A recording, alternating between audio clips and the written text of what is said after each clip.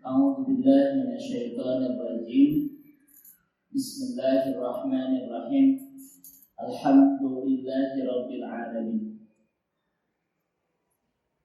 Alhamdulillahilladzi bi ni'matihi tatimmus shalihat. Wa asyhadu an la ilaha illallah wahdahu la syarika lah. Wa asyhadu anna Muhammadan abduhu wa rasuluh al-mab'utsu rahmatan lil alamin. Uhaikum jami'an bi tahiyatil Islam, tahiyatil ukhuwah, tahiyatil mahabbah fillah, tahiyat thayyibah mubarakah wa tahiyati ahlil jannah. Assalamualaikum warahmatullahi wabarakatuh. Allahumma aftah lana qulubana wa alhimna rushdana wahdina ila siratikal mustaqim. Ibu dan bapak hadirin rahimani wa rahimakumullah. Puji dan syukur hanya milik Allah.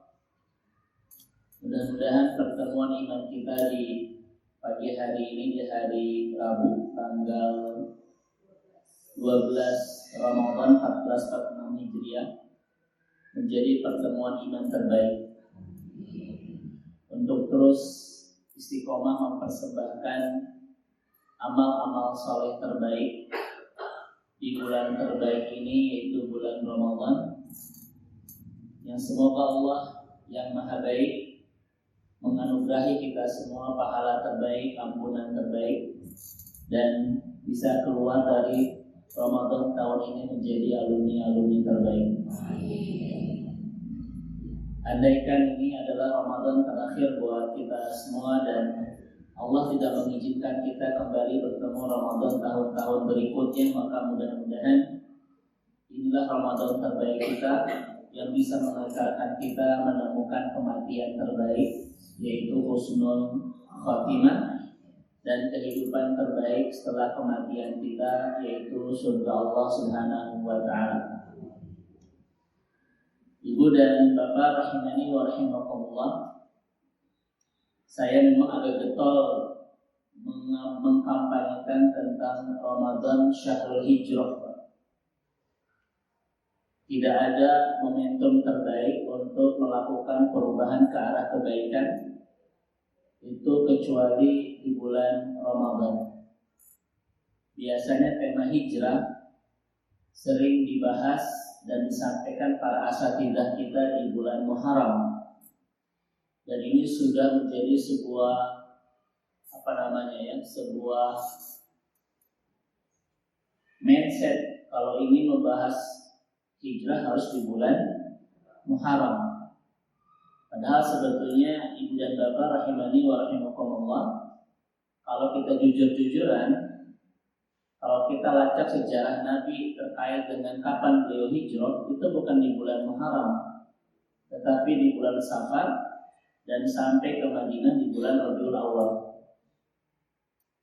Kemudian apa sih kebutuhan kita untuk hijrah di bulan Muharram? Sebetulnya memang sama-sama saja dengan bulan-bulan yang lain. Muharram itu hanya pergantian tahun saja. Padahal semua kebutuhan yang kita perlukan untuk berhijrah menjadi pribadi yang lebih baik, lebih dekat dengan Allah, lebih nikmat hidup bersama Allah, lebih bahagia bersama Allah, itu hanya di bulan Ramadan. Coba kemarin ibu-ibu sekalian, ibu dan bapak, bulan Sya'ban itu bulan di apa kata Rasulullah? Bulan diangkatnya amal, betul kan? Kata Rasulullah SAW, Yawma turfahu fi amal. Itu bulan diangkatnya amal, itu bulan penutup buku itu. Berarti Ramadan ini adalah bulan lembaran baru sebetulnya, kalau mau jujur-jujuran. Jadi mohon maaf kalau saya agak terus mengkampanyekan terkait dengan hijrah di bulan Ramadan. Dan hari ini pun kita akan menegaskan kembali terkait dengan alasan barusan tema kita hari ini adalah Ramadan Syahrul Hijrah. Dari 38 nama tentang Ramadan yang disebutkan oleh para ulama, ini Ramadan punya banyak nama Bapak Ibu. Ini sesuai dengan kaidah bahasa Arab. Ziyadatul asma tadullu ala syarafil musamma. Semakin banyak nama itu menunjukkan semakin mulia yang dinamai. Semakin banyak nama, semakin mulia yang dinamai. Saking mulianya Ramadan ini, para ulama memberikan sampai 38 nama. Saya yakin Bapak Ibu sudah hafal semua lah ya. Dan dari dua nama ini, yang betul-betul dari 38 nama ini, yang betul-betul dari Nabi cuma dua. Yang pertama Syahrul Mubarak di hadis riwayat Imam An-Nasai, dan yang kedua adalah Syahrul Sabri di hadis riwayat Imam Ahmad. Cuma dua nama itu yang diberikan Nabi terkait dengan bulan Ramadan. Sisanya itu adalah nama-nama yang diberikan oleh para ulama kita.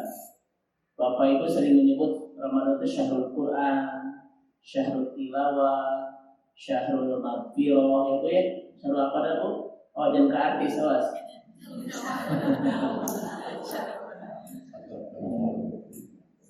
Itu nama-nama yang diberikan oleh para ulama kita. Tetapi yang spesial, nama itu terkhusus dari Nabi cuma dua, Syahrul Maghfirah dan Syahrul Sabri ya. Syahrul Mubarak dan Syahrul Sabri. Ada 38. Baik. Nah, hari ini kita akan membahas satu tema terkait dengan nama Ramadan, yaitu Syahrul Hijrah. Ya, Syahrul Hijrah. Bahwa tidak ada momentum terbaik seseorang untuk hijrah menjadi pribadi yang lebih baik, lebih Allah inginkan, lebih bahagia hidup bersama Allah, lebih nikmat mencintai Allah, lebih lezat ibadah kepada Allah, itu kecuali bulan Ramadan. Baik, Ibu dan Bapak rahimani wa rahimakumullah. Kaidah besarnya adalah sebuah perubahan besar membutuhkan momentum besar. Sebuah perubahan besar membutuhkan momentum besar. Betapa banyak di antara kita yang ingin berubah itu cari momentum, ya. Banyak orang yang berubah ketika dia sudah mendapatkan musibah. Ada tuh, ya kan Bapak Ibu sekalian? Makanya Ibu dan Bapak yang dirahmati Allah Subhanahu wa taala, ada 3 perubahan.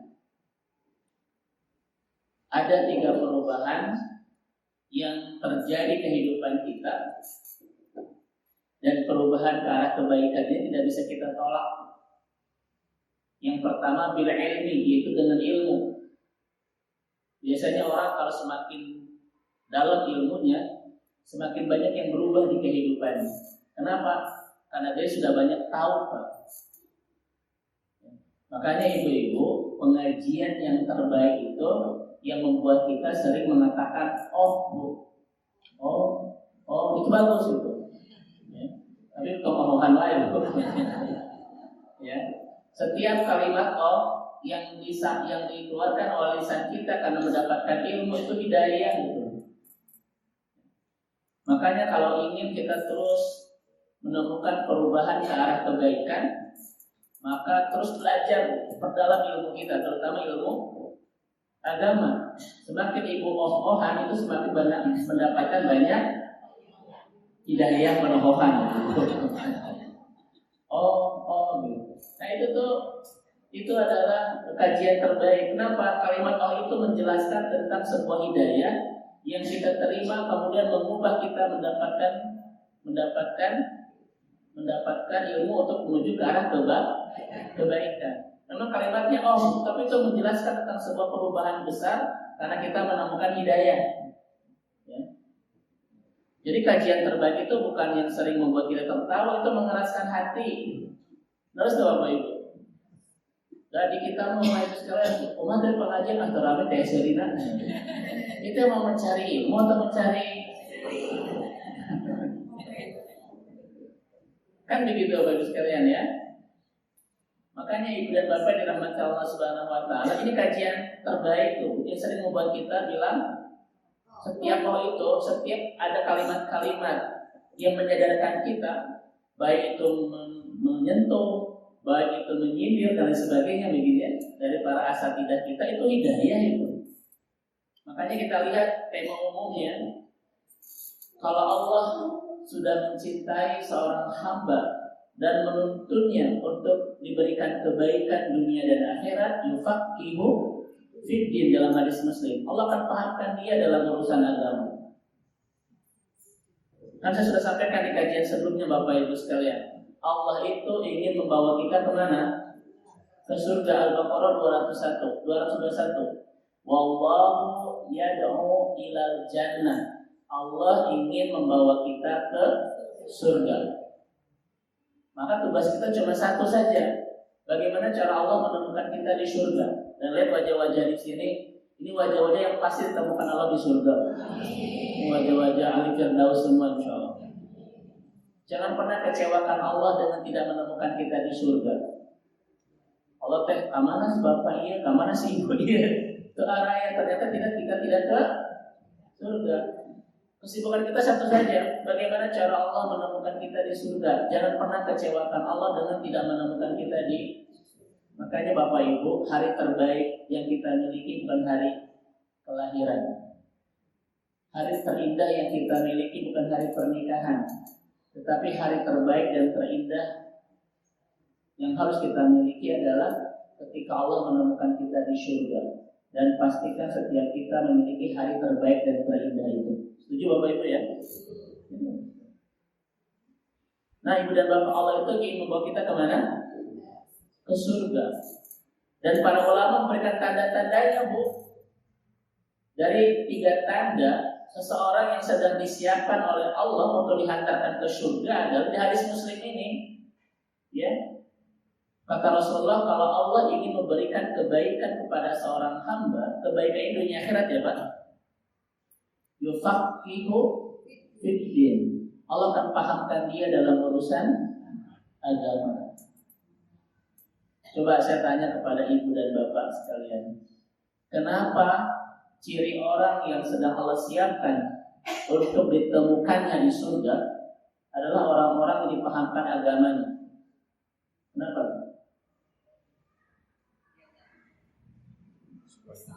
Itu ciri Bapak Ibu. Ciri orang yang sedang Allah siapkan untuk ditemukan di surga itu adalah yufaqihu fiddin, kata Nabi, orang yang dipahamkan agamanya. Apa hubungannya antara pemahaman agama dengan persiapan Allah untuk mengantarkan dia ke surga? Apa hubungannya? Baik, saya tanya, saya jawab biar cepat Bapak Ibu. Yang tersal mikir yang begitu, takut-takut jam 1 terus lapar, energinya terkuras ya untuk menjawab. Karena apa? Semua syarat yang kita perlukan untuk menjadi ahli surga itu ada di pemahaman agama kita. Satu, iman yang baik yang tidak tercampur dengan kesyirikan, betul tidak? Yang kedua, ibadah yang benar yang jauh dari perbedaan. 3, akhlak yang baik yang tidak terkontaminasi dengan keburukan-keburukan. Semua ini kita dapatkan dari mana? Pemahaman agama, Pak. Kalau agama orang Pak makin dalam, imannya akan makin benar kepada Allah. Ya, makin murni, jauh dari kesyirikan, betul tidak? Ibadahnya makin benar, Bu, sesuai dengan sunnah Nabi, dan akhlaknya makin baik. Perbaikan iman, perbaikan ketaatan, perbaikan akhlak, semuanya ada di sini Bapak Ibu sekalian, di pemahaman agama yang dia dapatkan dari lingkaran iman seperti ini. Makanya dalam hadis riwayat Imam Tirmidzi, Bapak Ibu, ngaji seperti ini oleh Nabi disebut dengan Raudhatul Jannah atau Riyadul Jannah. Bapak Ibu tahu Riyadul Jannah itu nama TK. Pondok masjid ya Dewi. Ada kan biasanya itu nama TK, nama ini Bu ya. Bukan nama TK. Kan kata Nabi, "Idza marartum bi riyadil jannah fartau." Ketika Anda melewati taman surga maka mampir. Para sahabat bertanya, "Wa ma hiya riyadil jannah ya Rasulullah?" Hadis Tirmidzi. Apa sebutan riyadil jannah itu? Kata Nabi, halaqatul dzikri atau halaqatul ilmi, yaitu majelis ilmu. Nah, pertanyaannya, kenapa majelis ilmu disebut dengan riyadul jannah? Taman surga. Saya langsung jawab. Kenapa ngaji seperti ini oleh Nabi disebut dengan taman surga? Inilah taman yang menyediakan semua kebutuhan kita untuk pulang ke surga. Di taman ini kita akan mendapatkan perbaikan iman, perbaikan ibadah, perbaikan akhlak, dan tiga-tiganya syarat mutlak kita untuk menjadi ahli. Coba Bapak Ibu Amin Aros, ayat di surga bu orang yang imannya berantakan, campur dan kesyirikan? Nggak ada. Ada nggak di surga orang yang ibadahnya bu nggak benar, jodoh banyak perbedaan? Ada nggak? Nggak ada. Ada nggak di surga itu yang akhlaknya buruk? Kata Nabi, yang paling banyak memasukkan ke surga itu adalah akhlak yang baik. Nggak ada. Dari mana usah dapat perbaikannya di sini? Makanya itu disebut dengan taman surga Bapak Ibu sekalian. Makanya kata ulama Bapak Ibu, as'adur rihlah, traveling terindah itu adalah melingkar iman bersama orang soleh di taman surga. Itu traveling terbaik. Makanya kenapa Bapak Ibu hari ini ke masjid, tidak jalan-jalan ke Eropa, ruangan terbatas. Ini yang terbaik. Nah, jadi curhat. Itu Bapak Ibu sekalian ya. Jangan merasa ibu datang ke masjid gara-gara di rumah sudah beres ya, atau malah bosan rambut kene gitu. Cian namru ya mawadah bala kata bosan ke masjid, bukan Bu. Ini taman traveling terbaik. Setuju tidak Bapak Ibu sekalian? Kalau tidak percaya silakan Bapak Ibu cari semua kebutuhan kita untuk mendapatkan surga ke Taman Jompo, ke taman apa di Bandung? Taman apa saja Bu? Taman Lansia, Dewi. Dewi kenapa ke Taman Lansia terus? Ini Bapak Ibu sekalian ya. Maka Nabi menyebut ini dengan taman surga. Jadi kalau Allah Subhanahu Wa Taala sudah mempersiapkan seorang hamba untuk ditemukannya kelak di surga, ciri yang pertama adalah dia yufaqihu fiddin, akan semakin dinikmatkan untuk memahami agamanya. Karena dari pemahaman agama ini ada menemukan banyak perbaikan iman, perbaikan ibadah, perbaikan akhlak, yang semua itu adalah syurut di ahli jannah, syarat mutlak untuk mendapatkan surga. Apa kata Nabi? Seburuk-buruk manusia, alim di dunia, jahil di umur akhirah. Dia ngerti dengan urusan dunia, tapi jahil urusan akhirat, Pak.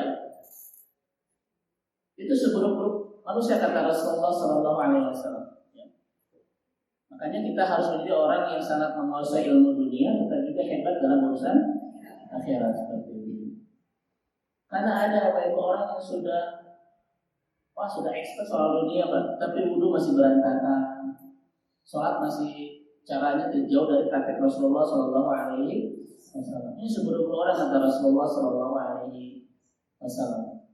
Nah, yang pertama ini Bapak Ibu sekalian. Jadi orang itu akan berubah satu dengan ilmu. Kenapa? Semakin banyak ilmu dia akan semakin ngerti, semakin sadar, maka dia akan semakin berubah. Makanya kan Bapak Ibu, Nabi itu kan ngasih doa di riwayat Imam Muslim. Ini nanti kita kesini Pak. Kan kajian kita sampai pada asar ya Bu ya. Sampai Bapak Ibu bilang iya tuh bisa menyungkul ya. Apa kata Nabi? dalam hadis Muslim, Allahumma inna nas'aluka ilman nafi'an wa rizqan thayyiban wa amalan. Coba rasakan. Kenapa Nabi itu cuma menyebut 3? Ilmu, rizki, amal. Ilmu yang bermanfaat, rizki yang halal, amal yang diterima. Coba lihat Bapak sekalian. Ini kait berkelindan, tiga-tiganya tidak bisa dipisahkan. Kalau kita makin dalam keilmuannya, akan makin bersih hartanya. Jangan bermimpi kita punya harta bersih kalau kita tidak punya ilmunya, Pak. Betul nggak, Bu? Semakin kita tahu mana halal, mana haram, semakin kita tahu mana riba, mana bukan, semakin kita tahu mana yang toy, mana yang bukan, kira-kira harta kita makin bersih nggak? Makanya siapapun di antara kita yang ingin punya harta bersih, dalamkan ilmunya. Betul tidak? Allahumma inna nas'aluka ilman nafi'an. Yang kedua apa? Rizqan. Kenapa dimaksudkan ilmu ke rizki? Karena kebersihan rizki sangat bergantung kepada kedalaman ilmu. Orang-orang yang jahil, Bu, yang mengerti agama, dia tidak akan pernah selektif terhadap hartanya ini. Bahkan tidak tahu mana halal, mana haram, mana hak, mana batil. Sampai pencurian kuadriliun itu dibahas ya Pak ya. Mungkin mereka jahil atau apa Pak ya. Masya Allah. Ini salah satu kesedihan kita Bapak Ibu ya.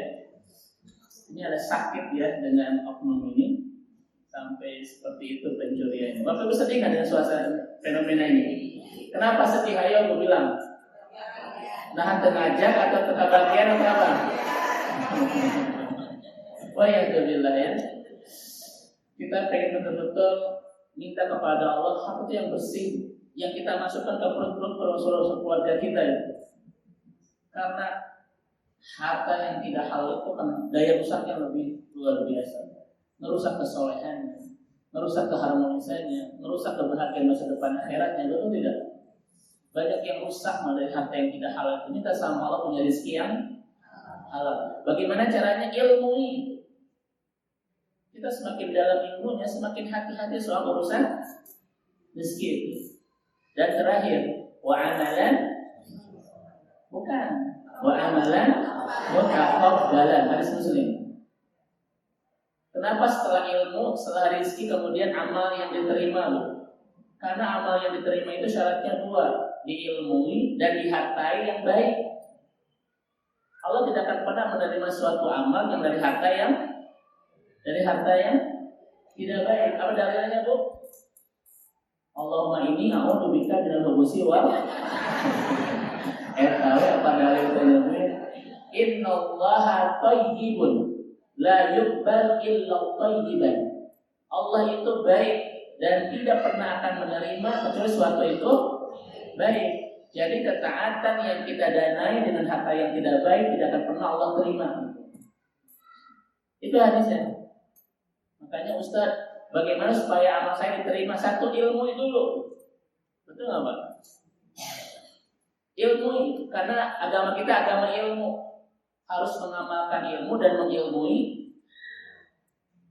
Ulang lagi, agama kita ini agama ilmu. Jadi harus mengamalkan ilmu dan mengilmui amal. Tidak boleh cek. Apa cek itu? Nah ada cenah itu. Kan cenah gitu. Agama kita bukan agama cenah. Iya Bu, bukan agama kila wakola kalau bahasa Arab. Jadi agama katanya-katanya. Tapi harus diilmui. Maka semakin banyak ilmu kita, semakin bersih harta kita, semakin diterima amal kita. Semua bergantung kepada apa kabar ilmunya. Coba sehebat apapun amal kita, kalau tidak diilmui, ilmu di sini kan 2 Pak ya, nanti kaitannya dengan ikhlas lillahi ta'ala, dan yang kedua dari ittiba sunnati Rasul ya.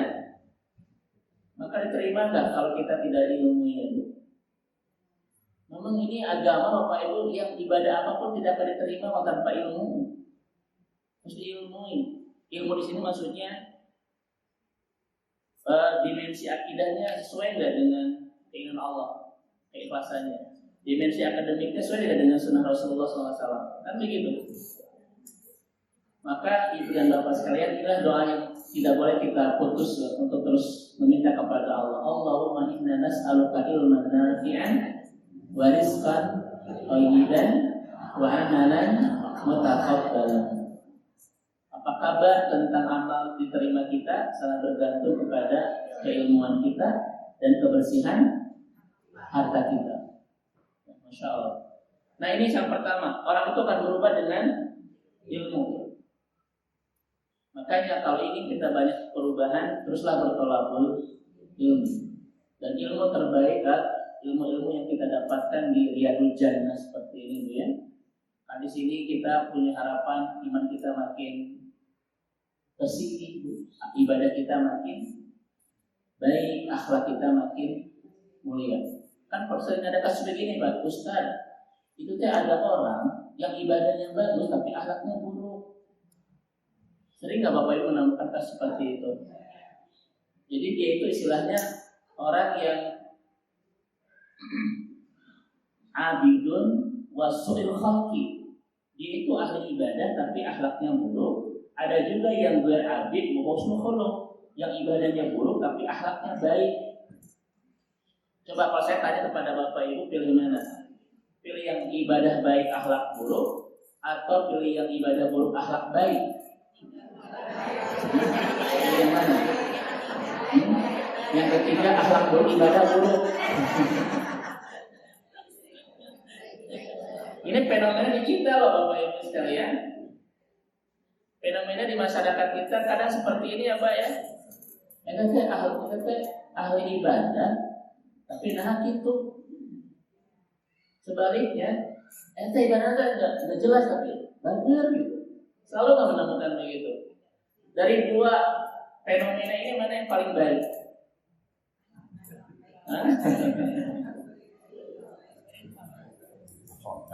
Baik.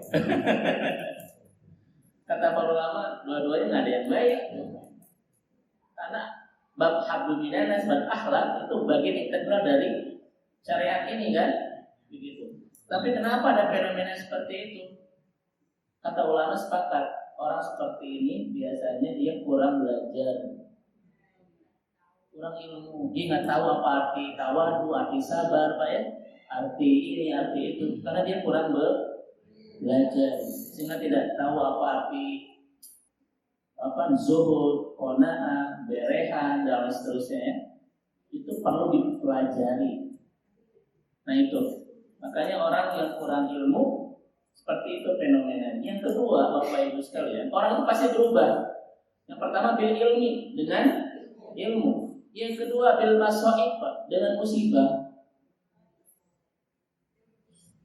Ya, orang tuh banyak berubah ketika hatinya itu terluka, Bapak Ibu sekalian.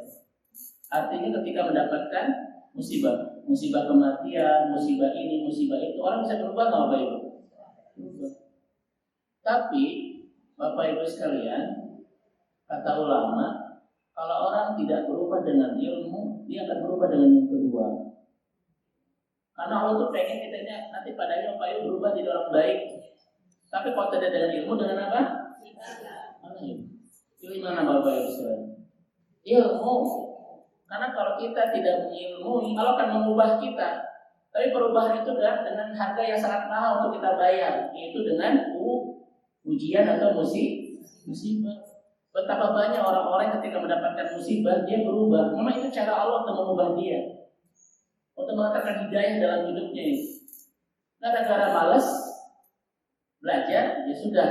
Dengan cara kedua untuk diubahnya dengan musibah. Betul Bapak Ibu sekalian?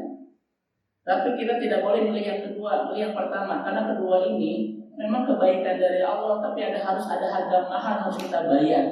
Kitanya disakiti dulu, dilukai dulu, jelaskan air mata dulu, betul tidak? Nah begitu. Tapi Pak, Masya Allah, saya betul-betul menemukan banyak hamba Allah yang saat ini nikmat hidup bersama Allah, itu dihantarkan oleh luka-luka di masa lalu. Memang seperti itu cara Allah untuk mengantarkan dia menemukan hidayah. Misalnya ketika musibah ini, ketika musibah itu.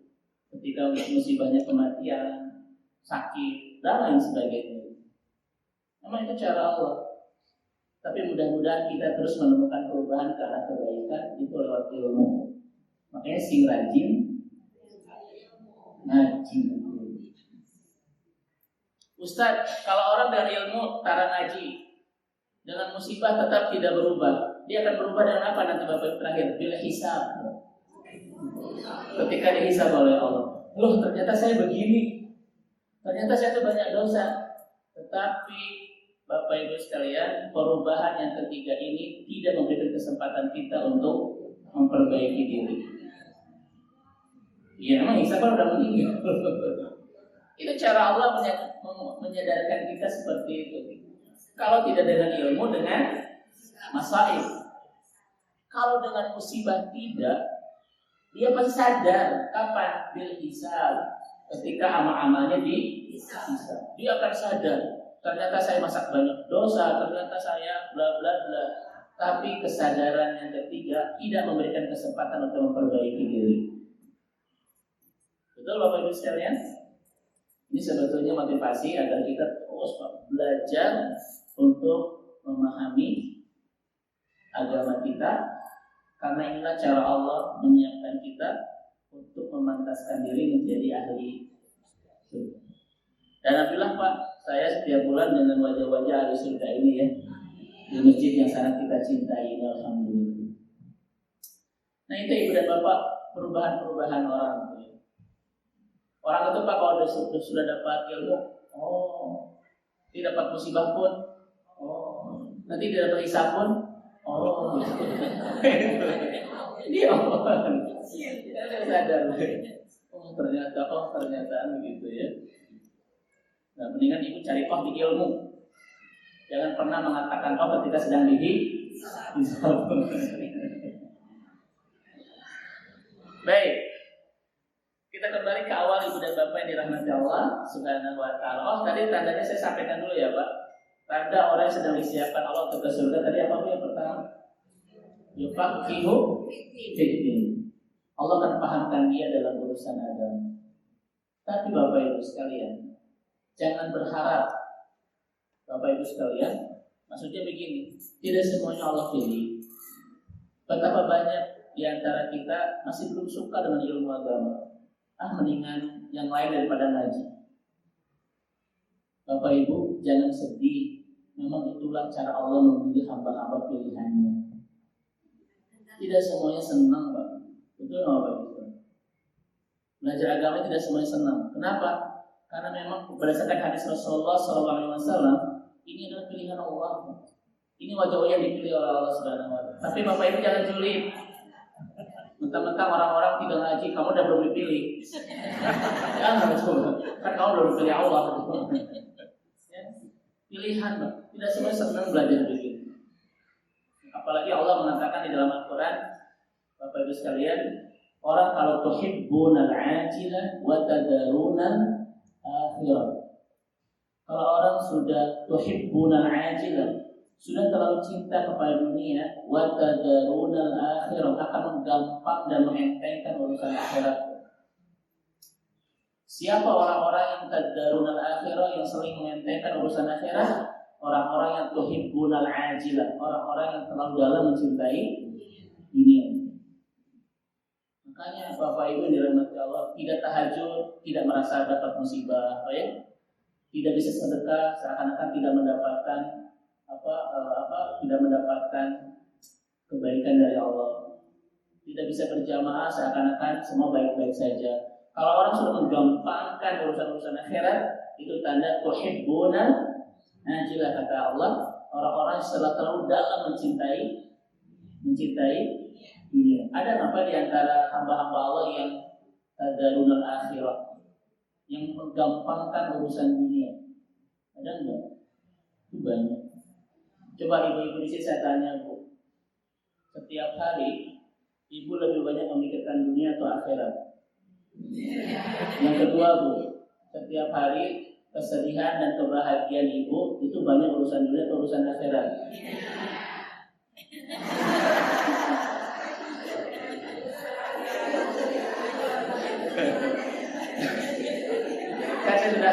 jelaskan kepada ibu-ibu sekalian. Bu, ciri ahli surga itu, ciri ahlul jannah kata ulama itu ada 3. Tapi saya yakin semua di sini ada apa? Syarat-syaratnya itu ya. Saya ini benar nggak akan menjadi ahli surga? Itu syaratnya 3. 1. Ahlul jannah mabniyatu sa'adatihi bil 'atha wa laisa bil akhdhi. Itu yang pertama. Seseorang yang akan menjadi ahli surga itu adalah orang-orang yang mabniyatu sa'adatihi bil 'atha wa laisa bil akhdhi. Membangun kebahagiaannya dengan memberi, bukan dengan mendapatkan. Selama ini Bapak Ibu lebih bahagia mana? Memberi atau mendapatkan? Aslinya.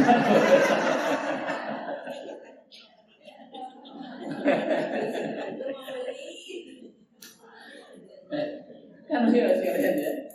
Dua-duanya bahagia, tapi mana yang paling membahagiakan? Coba, ayo sekalian. Bu, Ibu lebih bahagia dapat parsel lebaran atau proposal masjid Bumi Prima? Ayo.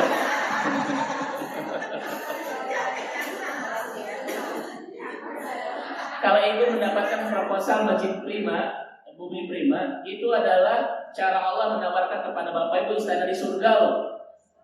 Kan di hadis Bukhari Nabi mengatakan apa? Man bana masjidan banallahu baitan fil jannah. Siapa yang ikut membangun dan memakmurkan masjid, Allah bikinkan istana di. Itu hadis sahih riwayat Imam Bukhari itu. Jadi pertanyaannya mending istana di surga atau parsel isinya Bu, coklat, ciki, orson, pembuat isi ranginan gitu.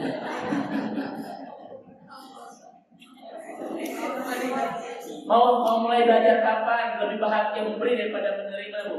Karena boleh jadi puluhan tahun selama ini hidup kita cuma bahagia memberi saja. Mendapatkan. Bahkan Rudet ketika memberi, suami pulang Jumatan, Bu, ke rumah Rudet, ditanya sama ibu, ayah kenapa Rudet? Tadi ngeceleng gede teuing. Bu, bisa kan telepon pada KM minta pulangan. Mau sampai kapan Bapak Ibu? Kita terlalu material apa namanya? Nadiah itu. Jadi kebahagiaan kita dibangun dengan mendapatkan.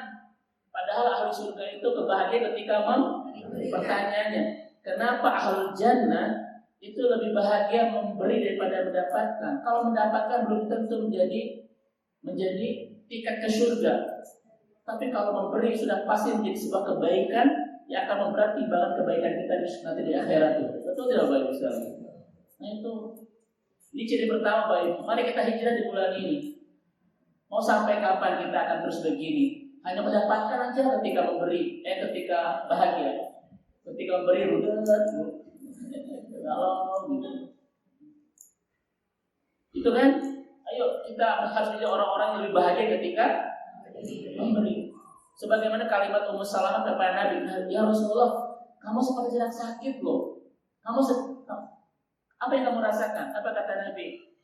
Aku sedang tidak sakit. Aku hanya ingat kita punya uang sekian puluh dirham dan belum sempat kita berikan kepada yang lain. Ternyata Nabi itu kehilangan kebahagiaan ketika belum bisa memberi kebahagiaan. Itu Nabi. Ada orang dibalik. Kita rudet ketika memberikan kebahagiaan. Ya, aku ingat kita punya uang sekian puluh dirham dan belum sempat kita berikan kepada yang lain. Nabi kehilangan kebahagiaan ketika belum bisa membahagiakan. Karena kebahagiaan orang-orang beriman ketika bisa membahagiakan. Dan Allah pasti menderaskan kebahagiaan kepada orang-orang yang mudah membahagiakan. Makanya kalau Bapak Ibu ingin bahagia, jangan bersikeras berpikir untuk bagaimana bahagia, tapi bagaimana cara memberi kebahagiaan. Itu teorinya Bapak Ibu. Jangan memikirkan kebahagiaan kita, pikirkan kebahagiaan, bagaimana cara membahagiakan orang lain. Dan Nabi Pak Sallallahu Alaihi Wasallam sepanjang Ramadan tidak banyak kegiatan. Sehingga ibu-ibu, mentah-mentah anggota kehormatan PKK perempuan kan itu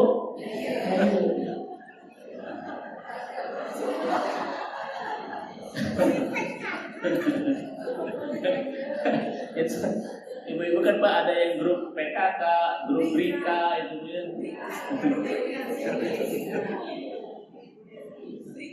Itulah ibu-ibu Bu ya, makin kali itu makin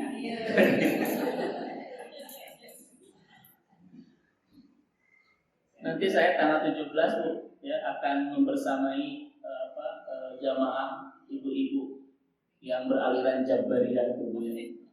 Ibu-ibu yang bolak-balik menjadi Jabar itu. Itu kalian baru tuh. Kalian Jabariyah. Tanggal 17 insyaallah. Baik, sampai mana? Bukan Jabariyah itu. Apa? Jadi Nabi itu tidak banyak program. Semua program Nabi sepanjang Ramadan itu sesuai dengan kurikulum di dalam Al-Quran. Al-Baqarah 183 sampai Al-Baqarah 188. Nggak ada yang lepas dari itu Nabi itu. Kan di dalam 6 ayat di Al-Baqarah ini itulah kurikulum yang disusun oleh Allah untuk meng-guide kita sepanjang Ramadan. Kan Ramadan ini agar sukses dia butuh kurikulum ya Bu. Jangan nggak jelas itu Ramadan itu. Ada kurikulumnya. Dan Allah susun 6 ayat di dalam Al-Quran 183 sampai 188. Dan semua kesibukan Nabi ada di dalamnya. Nabi tidak banyak, cuma 4 kegiatan Nabi itu. Di samping saum dan tarawih lah ya. Dan di antara yang 4 ini Bapak Ibu kegiatan Nabi apa? Azwadun nas, menjadi hamba yang paling dermawan. Saking dermawannya kata para sahabat, karihil mursalah, seperti angin yang berhembus. Coba ya Bapak Ibu sekalian. Jadi itu adalah program serius Nabi sepanjang Ramadan. Tidak hanya melulu hablum minallah, bukan juga betul-betul hablum minan nas. Itu Rasulullah SAW. Dan itu adalah dipandu di Al-Baqarah 184. Waman tatawwa'a. Lihat ayat di ujung ketika sudah berbicara masalah qada, masalah fidyah, di sana ada masalah tatawwa'a itu. Di Al-Baqarah 184. Dan itu kesibukan Nabi. Kita mah banyak kesibukan tapi tidak jelas.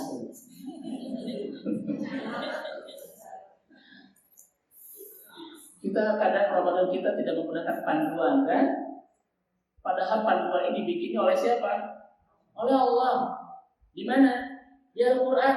Dan ini berarti ini ada sebuah panduan yang besar, bukan tidak besar Pak. Tetapi kita kadang kurang mengabaikan panduan ini. Hari-hari yang kita jalani sepanjang Ramadan, kadang kita sibuk tapi tidak menggunakan panduan. Contoh begini Ibu-ibu sekalian, tolong jawab dengan jujur. Kan di antara kesibukan Nabi ya Pak, sepanjang Ramadan itu yang keempat. Yang pertama azwadun nas.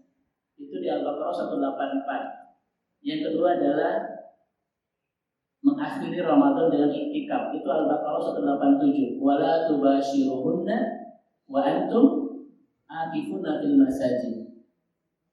Betul Bapak Ibu? Pertanyaan saya kepada Bapak Ibu, kalau iktikaf kita backdrop dengan mudik, pilih mana?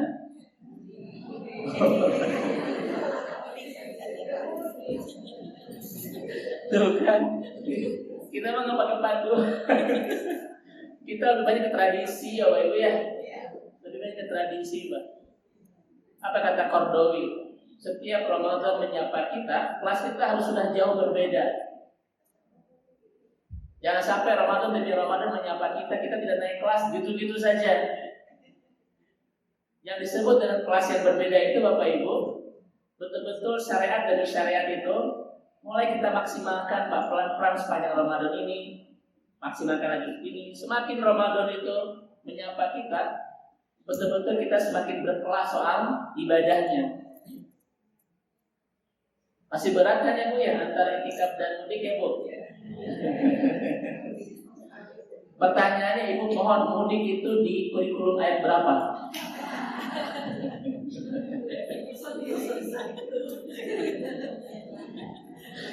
Gitu. Kita Ustaznya julid, bukan julid Bu, itu bukan. Ya, jadi mudah-mudahan secara logika ya Pak ya, karena kita mudik bisa kapan saja kan Bu ya. Misalkan terame, nah itu dari kita Bu, terame dari itu. Ustaz kan mau mudik luar Ramadan kan terameng keisen. Terameng itu jadi dalil itu mengalahkan Al-Quran 187. Gimana Bu? Oh iya. Baik, kita lanjut Ibu sekalian ya, dirahmati Allah Subhanahu wa taala. Nah, itu ciri yang pertama ya, ahli surga itu apa tadi Bu? Mabniyatu sa'adatihi bil atau alaysa bil ahdi.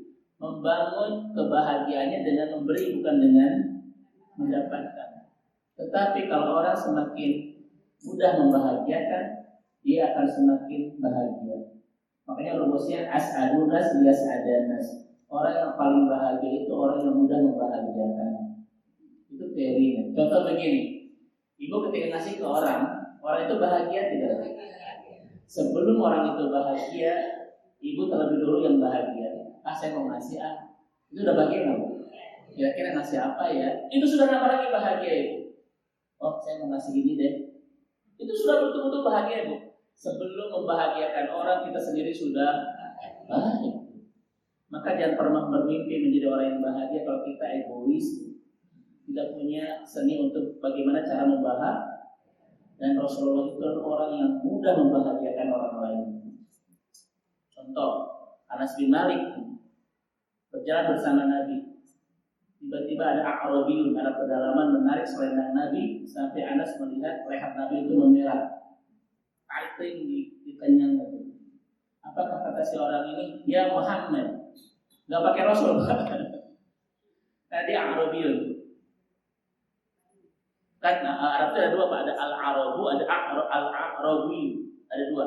Kalau Al-Arabu itu kota ya, terdidik gitu. Tapi kalau A'rabiyun itu yang di pedalaman gitu. Yang di apa tuh? Ya, yang kadang nomaden gitu ya. Itu narik selendang Nabi sampai Anas melihat Nabi itu bisinya merah. Kata seorang ini Muhammad. Oke Rasul. Ini kurang ini camplak Ibu ya. Berikan kepada apa yang Tuhan berikan kepadamu. Minta kasar Pak. Jadi itu bahasa kasar. Menurut majid atau apa lah Bu ya? Malak, malak itu. Berikan kepadaku apa yang Tuhan memberikan kepadaku, kepadamu. Fadhahika alaihi. Nabi tersenyum kepadanya wa amara Anas dan menyuruh Anas untuk memberikan apa yang dia minta. Coba itu Nabi Pak. Dikenyang dulu, dipenta tidak sopan, tapi ngasih. Karena Nabi itu dermawan. Coba Bapak Ibu disakiti, dipenta paksa, Bapak Ibu langsung ngeremon. Paling kita bilang cing sopan atau yang mental begitu. Kan kita gitu ya. Cing sopan Nabi itu Masya Allah Bapak Ibu sekalian ya. Ini kedermawanan. Karena itulah kebahagiaan Nabi memberi. Yang kedua, percepat karena tema kita bukan di sini ya. Nyantai aja kan kita sampai jam berapa. Yang kedua, Bapak Ibu sekalian, ahlul jannah, seseorang itu memiliki sebuah sahsiat, karakteristik menjadi ahli surga itu adalah terlihat dari kesedihan dan kebahagiaannya. Itu betul-betul melebihi kesedihan dan kebahagiaannya itu soal akhirat yang melebihi soal dunia. Jadi ketika kita tahajud, sedih. Jadi betul-betul urusan akhirat itu sangat memengaruhi kesedihan dan kebahagiaannya. Bukan lagi sekedar urusan dunia. Ibu lebih bahagia mana punya uang 1 juta atau 100 juta? Sudah kejawabnya ya. Oh ya,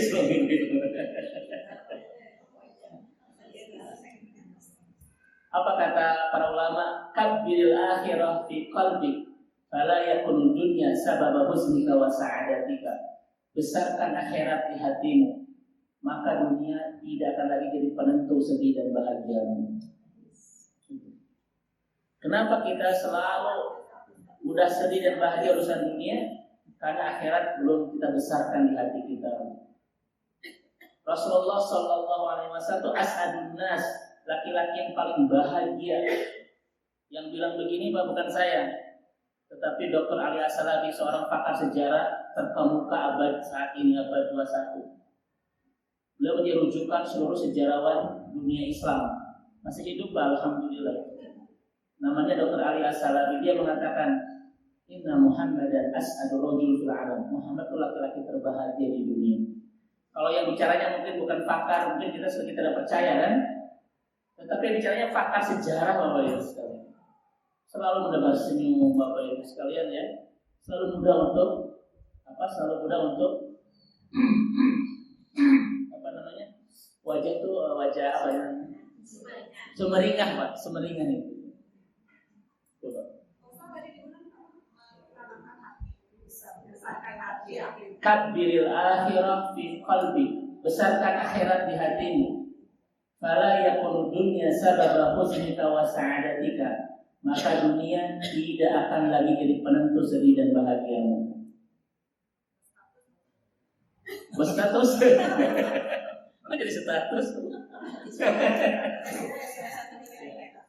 Tapi kalau kita gagal membesarkan akhirat di hati kita, maka kesedihan dan kebahagiaan hati kita hanya akan terus urusan dunia. Gak punya uang, sedih, ya. Selalu begitu. Pulang pengajian, Bu, sendal hilang satu, sedih. Sampai ngaji deui. Diajak lagi, Ibu ayo ganti lagi ke punten. Saya belum move on gitu. Eta ganti sendal. Coba Rasulullah itu Bapak Ibu sekalian, ini rahasianya Bu. Masalah dunia itu tidak jadi penentu sedih dan bahagianya loh. Betul nggak Bapak Ibu? Coba cek sejarah Nabi itu. Kadang Nabi tidak menemukan makanan. Ditanya kepada Aisyah, hal indah kasyek, di dapur ada apa? Syekh itu apa punten? Kenapa Nabi menggunakan kalimat syekh? Hal indah syekh. Wahai Aisyah, kamu punya apa di dapur? Kenapa Nabi menyebut syekh itu? Coba, apa arti syekh itu? Hal indah kasyekh. Jadi saya itu sederhana. Jadi Nabi itu tidak pernah ribet soal makanan gitu loh. Kita mah mau makan yang lain pas sampai keluar Bandung, masuk ke dalam. Ngantri. Itu kita doa, Masya Allah. Nabi itu nggak pernah ribet masalah makanan. Kita mah sampai keluar Bandung nyari kuliner sampai ngantri. Bener ya Pak ya? Itu pelajaran berharga dari Rasulullah tuh. Menu ternikmat makan cuma satu, al-ju, rasa lapar. Itu menu ternikmat makan. Alladhi ta'am al-ju. Menu ternikmat makan itu adalah lapar. Makanya kalau ingin banyak nikmat makan, banyakin saum. Nikmat ketika buka walaupun dengan goreng ayam.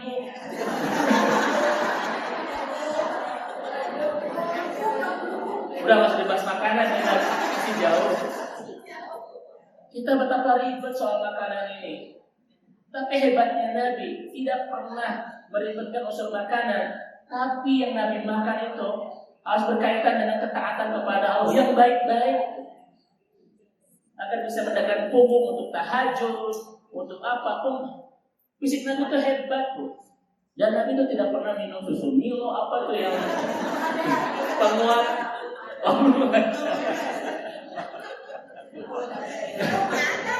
Ya maksudnya orientasi makan kita untuk apa coba selama ini Pak? Kadang kita orientasi makannya nyari apa ya, nyari citra rasa gitu ya. Mas ada diubah mindsetnya. Walaupun sebetulnya Bapak Ibu sekalian, walaupun bukan tidak boleh gitu. Sekarang Bapak Ibu coba lihat Ramadan ini Pak, orang nyari ke sana kemari makan sampai ngantri, kadang tilawahnya terganggu, maghribnya terganggu, isanya terganggu gitu. Kadang terganggu. Tadi malam Bapak Ibu saya ngisi buka bersama, kemudian yang tarawih bersama saya cuma 3 orang Pak. Berapa orang? Karena 2 tahun yang lalu Pak saya pernah ngisi salah satu, ini saya ingat terus karena menyakitkan dalam hidup saya. Ini Bu, jadi saya tuh pernah ngisi buka bersama pertemuan pejabat lah. Itu setelah beres ngisi kan buka ya Pak ya. Sudah disiapkan untuk sholat sampai tarawih tuh. Setelah saya minum manisan sedikit, minum terus saya wudhu, nunggu aja itu. Untuk sholat itu sampai menjelang adzan isya nggak ada yang ikut sholat.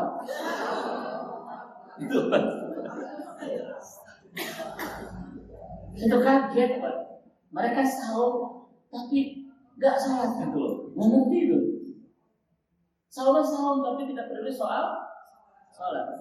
Kemudian ini bukan gibah ya Bu ya, karena saya tidak menceritakan bab ini untuk 5 salatil ammah. Kemudian pas isya juga hanya berapa orang, saya nunggu tarawih, nggak ada yang tarawih, semua sibuk dengan makan. Saya pulang Pak, dari betek tuh. Sedihnya apa Pak? Ternyata ada hamba-hamba Allah yang fokus sahurnya, tapi berantakan sholatnya. Sampai mungkin nggak sudah, mungkin mereka di jamak gitu Bu. Saking sibuk makan itu bahagia. Itu 2 tahun yang lalu. Makanya sekarang saya itu kalau diundang buka bersama harus sampai tarawih bersama. Karena itu yang berantakannya biasanya. Kan begitu. Kita ulang kembali Bapak Ibu dirahmati Allah Subhanahu wa taala. Itu ciri yang keberapa, Pak? Ciri yang kedua. Ciri yang ketiga. Jadi ini kalimat Yahya bin Mu'adz. Khudh minad dunya ma yuballighuka al-akhirah wa la ta'khudh minad dunya ma yamna'uka al-akhirah. Jadi ciri yang ketiga ahli surga itu Bapak Ibu sekalian tidak tertarik dengan keindahan dunia ketika itu menghalangi dia untuk mendapatkan surga. Jadi ketertarikannya itu untuk urusan-urusan dunia yang bisa mengantarkan dia mendapatkan surga. Seindah apapun tentang gemerlap dunia ini, tak akan pernah menyilaukan perasaannya kalau itu tidak mengantarkannya ke surga. Itu ciri yang ketiga. Itu banyak diulang. Ya. Tidak memiliki ketertarikan dengan keindahan dunia ketika tidak mengantarkannya ke surga. Dia itu hanya tertarik dengan sesuatu yang ada di dunia ini yang akan memudahkan dia dan mengantarkan dia ke surga. Itu ciri yang ketiga. Makanya apa kata ulama, kata salafus saleh, khudh minad dunya ma yamna'uka ma yubalighul akhirah. Ambillah dunia ini yang mengantarkan Anda ke surga. Wala ta'khudh minad dunya ma yamna'uka al-akhirah. Dan jangan pernah mengambil dunia ini seindah apapun itu ketika menghalangi kau untuk mendapatkan surga. Coba diulang Bu. Tadi Ibu bilang diulang-ulang terus Abi. Nah, Abi Kak Ibu usah diulang.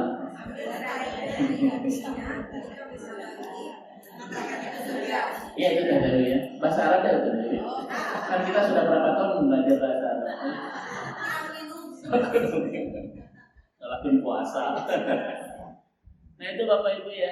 Mudah-mudahan kita semua memiliki 3 ciri ini. Ciri yang pertama, kita bahagia memberi daripada mendapatkan. Yang kedua, sedih dan kebahagiaan kita itu lebih besar urusan akhirat daripada urusan dunia. Kemudian yang ketiga, tidak silau dengan keindahan dunia ketika tidak mengantarkan kita pulang ke surga. Coba Bapak Ibu, yang nomor 3 ini coba, Masya Allah. Di luar sana Pak, saking silaunya dengan dunia, mereka ambil dan masa bodoh ketika itu semuanya menghancurkan masa depan akhiratnya. Betul nggak Pak? Kita mudah-mudahan dengan dunia yang kita genggam saat ini, kita maksimalkan untuk bisa mengantarkan kita pulang ke surga. Di luar sana, banyak orang yang demi membangun istana kebahagiaan di dunia sampai rela menghancurkan masa depan kebahagiaannya di akhirat. Wa'iyadzubillah. Seakan-akan dunia ini adalah kehidupan yang abadi dan kita tidak akan pernah mendapatkan kehidupan kekal di akhirat. Baik, kita lanjut dulu sekalian. Kita lanjut ke materi kita hari ini. Nah sekarang, Ustadz, kenapa sih Ramadan itu momentum terbaik buat hijrah? Saya minta mungkin 10-15 menit ke depan. Kita langsung ke sininya tuh ya. Ini ada beberapa puluh slide, tapi saya singkat-singkat saja karena waktu. Kenapa Ramadan kita harus mulai menggagas tentang konsep hijrah di bulan Ramadan ini, bukan bulan Muharram? Karena Ramadan menyediakan 3 kebutuhan mendasar bagi orang-orang yang ingin hijrah, yang 3 kebutuhan ini tak kita temukan di bulan-bulan selainnya. Orang apa itu ya? Karena Ramadan menyediakan 3 kebutuhan mendasar bagi orang-orang yang berhijrah, yang 3 kebutuhan ini tak kita temukan di bulan-bulan yang lainnya. Setiap yang berhijrah harus memiliki 3 kebutuhan ini. Kalau tidak, hijrahnya tidak akan benar, tidak akan pernah istiqomah, bahkan tidak akan mengantarkannya ke jannah. Ada berapa, Bu? 3. Yang pertama adalah muntolak. Ini kebutuhan pertama bagi yang hijrah yang disediakan Ramadan. Muntolak, bukan mau ditolak, awas. Muntolak itu apa? Titik pemberangkatan. Titik pemberangkatan. Maka tidak ada titik pemberangkatan awal yang tepat untuk berhijrah kecuali, kenapa coba Bapak Ibu sekalian? Kenapa Ramadan menjadi momentum tepat untuk dijadikan titik awal kita akan hijrah? Kenapa?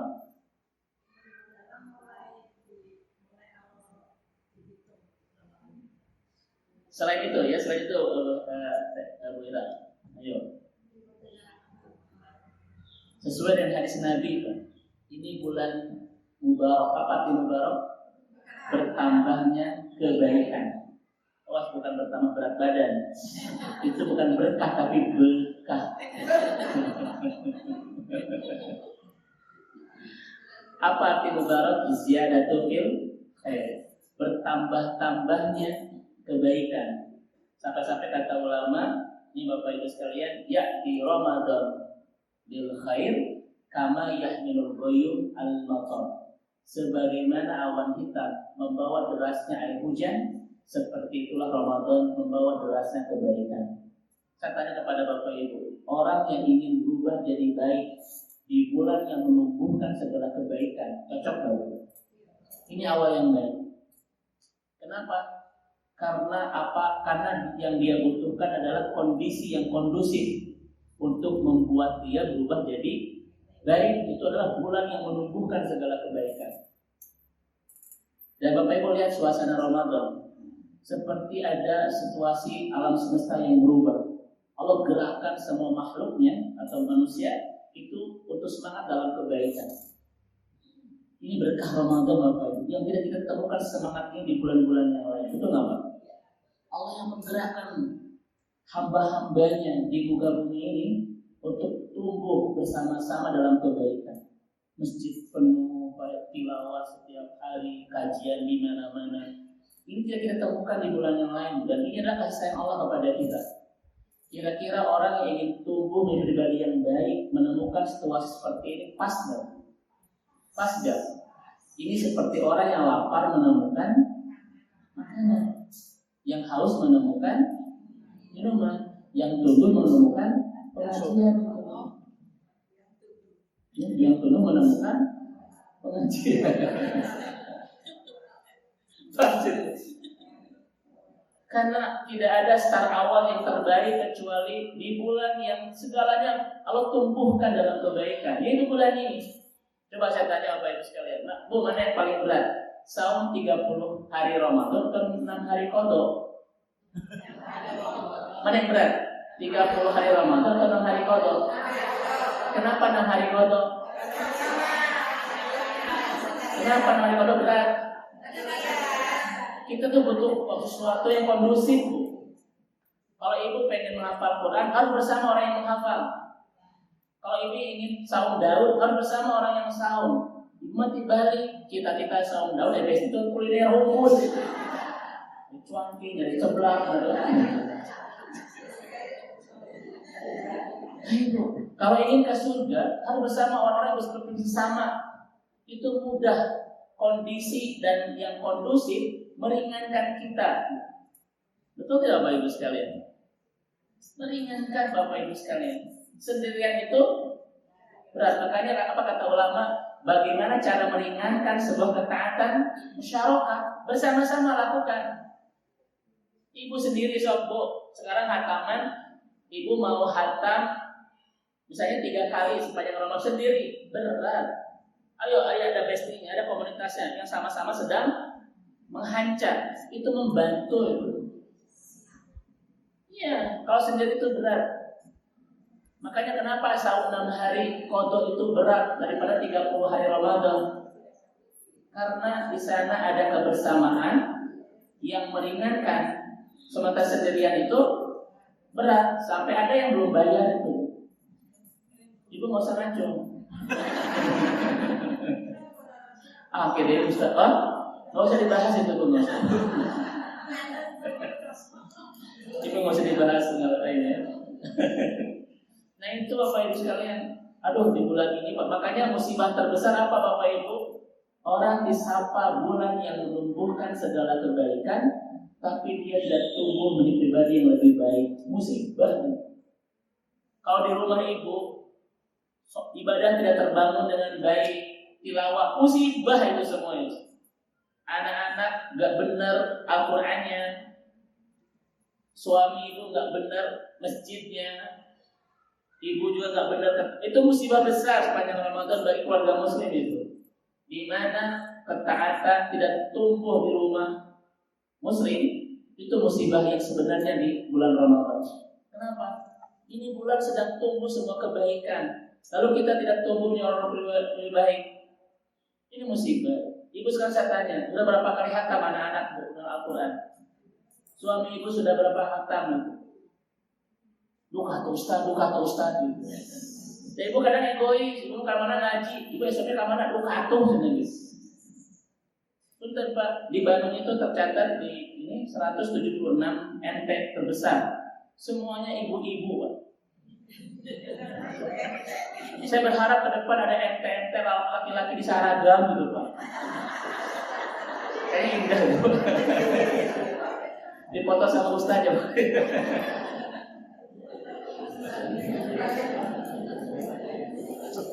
Ada banyak ibu-ibu yang ibu jangan biarkan suami ibu itu Senin, Jumat di kantor, Sabtu Minggu di hobinya. Jangan. Sadarkan kalau di sini harus surga semua insyaallah ya. Ini ibu-ibu yang suaminya di sini harus bersyukur kepada Allah. Karena tidak semua perempuan mendapatkan anugerah seindah ini. Kalau ibu menemukan suami setiap sholat di masjid bersujud syukur kepada Allah. Tidak semua perempuan mendapatkan anugerah seindah itu. Ketika suami ibu bacaan Al-Qur'annya bagus, sampai ibu nangis, di belakang jadi makmum, bersyukur. Tidak semuanya laki-laki itu seindah itu bacaannya. Karena ada seorang istri jadi makmum di belakang nangis, bukan karena keindahannya, karunya bacaannya. Sampai ke di rakaat kedua tadi ibu ya 10 deui gitu. Kita nanya ke ibu. Nah itu ibu sekalian ya. Jadi jangan sampai membiarkan suami itu di Senin di Jumat di kantor, tapi Sabtu Minggu di mana? Dan hobinya itu kadang di balong, mancing mungkin itu. Ayo antarkan dia ngaji apa-apa gitu. Karena dia jadi kowang kan, yang dia punya tanggung jawab memastikan keluarganya terbebas dari api. Itu tanggung jawab siapa? Makanya ibu yang suaminya di sini ahli surga semua insyaallah ya. Tapi itu nggak usah dibuka gorden siapa aja nggak usah. Di sini ada laki-laki hebat lah di sini itu ya. Nah ini yang kedua, yang pertama ya Bu ya. Baik saya persingkat karena waktu. Ini momentum terbaik. Maka keluarga kita, pasangan kita, anak-anak kita pastikan di sini kita akan mulai berubah segalanya. menjadi keluarga yang terbangun dalam keindahan bertaat kepada Rabb-nya itu. Ini keluarga yang dibangun untuk bersama-sama bahagia bersama Al-Quran. Keluarga yang bersama ketika melaksanakan ketaatan bersama mulai Ramadan ini.